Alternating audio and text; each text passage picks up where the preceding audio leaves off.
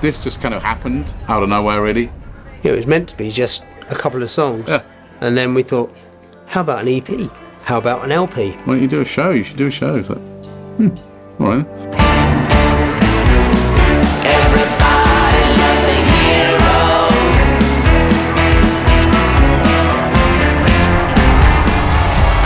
Hold on tight.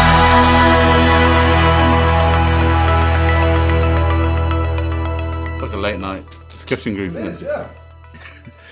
Excuse me. James and I have been in a lot of bands over the years. We wanted to do more rock music, really. Rock is one of our first loves, and neither of us were playing any rock music, so this was the whole thing behind this album, really. Both Rob and James understand that classic rock. They've been through the 70s, they've been through the 80s, and I think when you work with people who have lived through it, then you have that really special authenticity.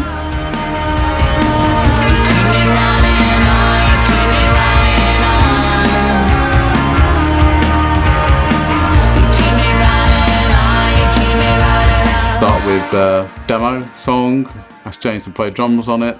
We finished that one ages ago, and then we sent it to I think she said, oh, this is great, have you got any more tracks? You should send me some more. Like, oh, we hadn't really thought about doing an album. That's what spurred us on.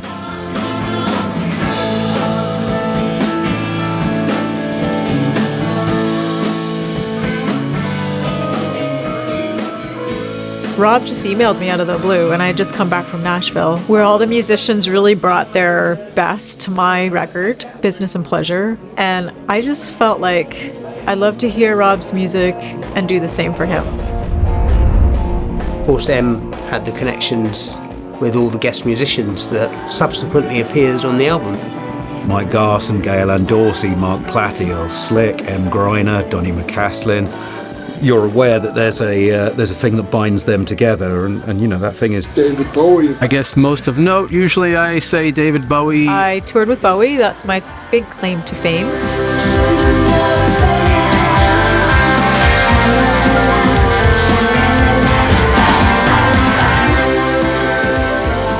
You know, there's a glam bedrock to some of it.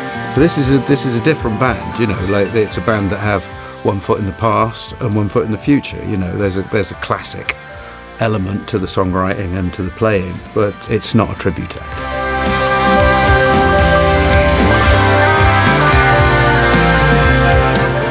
They weren't in our plans. It would be impossible to have them all in our plans. So one by one, they just all said yes. Yeah. And it was quite exciting.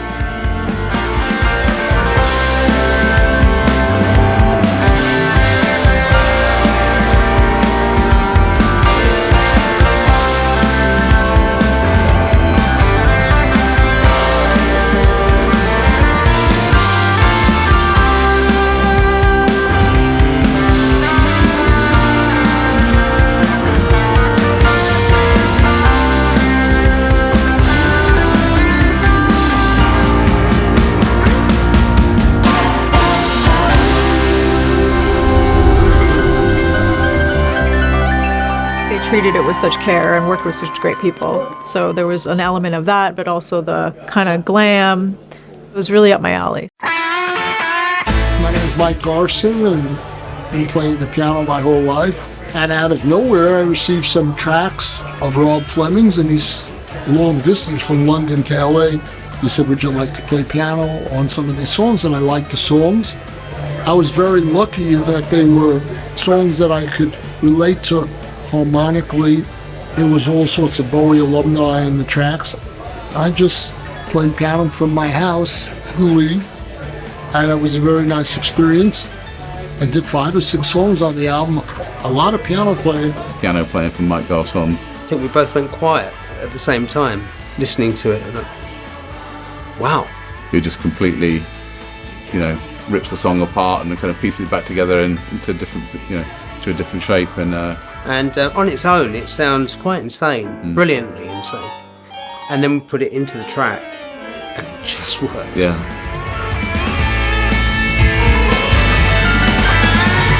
Such such a wild piece of jazz playing. But being able to put that in with, you know, someone like Mark Plati's bass playing, which is really melodic, but it's so held down and so restrained and so in the groove. Such an absolutely brilliant player who knows that sometimes the magic is in the space between the notes. Hey there, my name is Mark Plati. I'm a record producer and musician from New York City.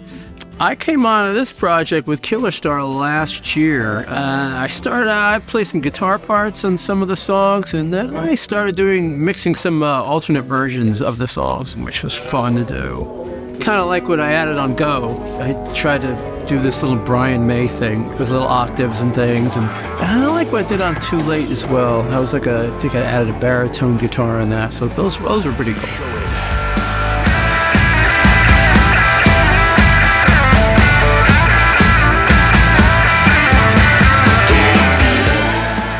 And the way Gail played with my drums, because she had to play to me, the drums came first, and it just sounds like we were in a room together playing. Yeah, beautiful. Hearing Earl Slick's guitars, beautifully recorded, great sounding guitars, and what a player. He really brought the track to life, did he?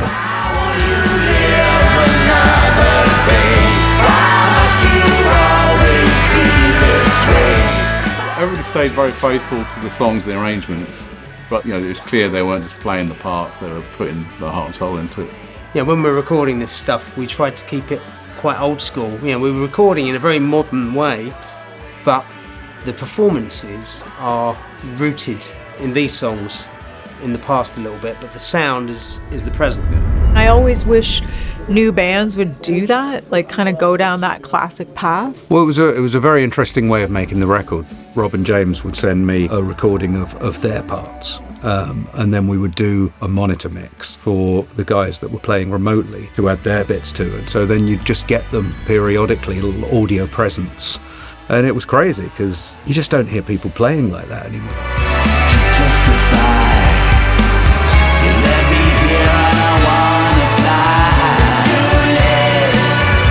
We had quite a few people mixing songs for us, and it was sounding great. And then Dave did a mix, and it just blew everything out the water, and it was the sound. The sound we were wanting. And so we both immediately agreed, this guy has to do everything from now on, please. He just did it. Yeah. So he's a big part of the sound. He is.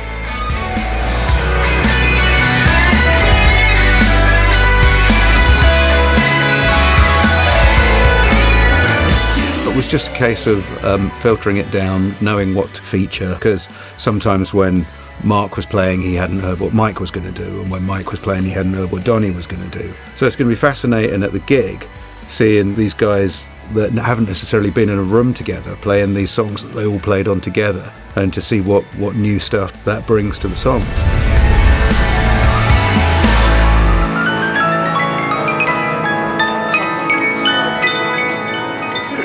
I mean, everybody knows what they're doing. Everybody kind of...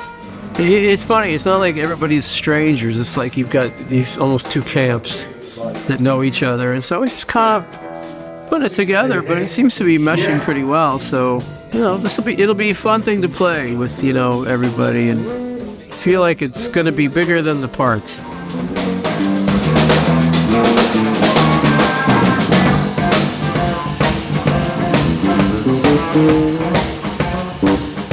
We didn't know if we'd be able to get all the players. A lot of the players are in the US, but things worked out.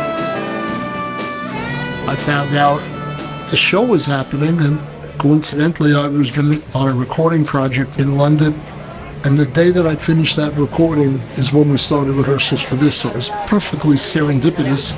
And we had 2 days of rehearsal, not a lot. It's a great band, and going to do a show tonight for everybody. After playing today, my fears are gone.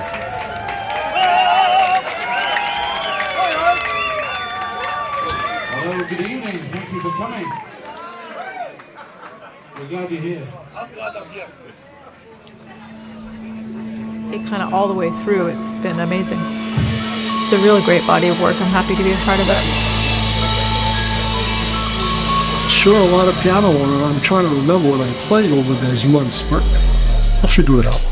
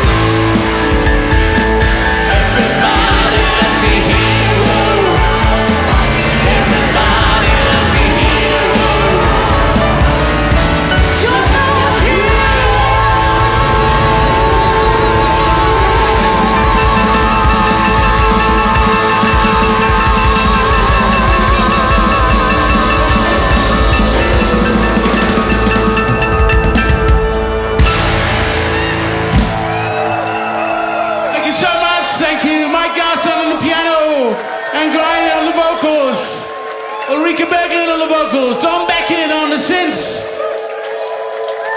my friend, companion in KillerStar, Sedge on the drums, Plati on the bass, Kevin Armstrong on the guitar, Claire Hurst on the sax, and last but not least, Simon Bass on the saxophone. I'm Fleming. We've been KillerStar. Thank you so much. Hope to see you again sometime. Take care.